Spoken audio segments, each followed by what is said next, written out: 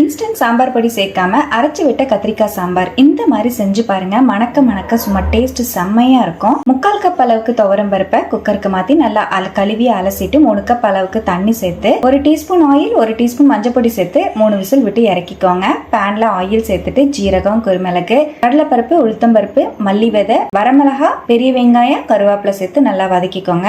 இதோடவே 2 தக்காளி பழத்தையும் சேர்த்து சாஃப்ட் ஆகுற மாதிரி வதக்கி 2 டேபிள் ஸ்பூன் தேங்காய் பூவையும் சேர்த்து நல்லா வறுத்து மிக்ஸி ஜாருக்கு மாத்தி அரைச்சு எடுத்து வச்சுக்கோங்க. பருப்பு நல்லா வெந்து வந்துருச்சு. இதுல கட் பண்ணி வச்சிருக்கிற காய் கத்திரிக்காய் நான் சேர்த்திருக்கேன். நீங்க எந்த காய் வேணா சேர்த்துக்கலாம்.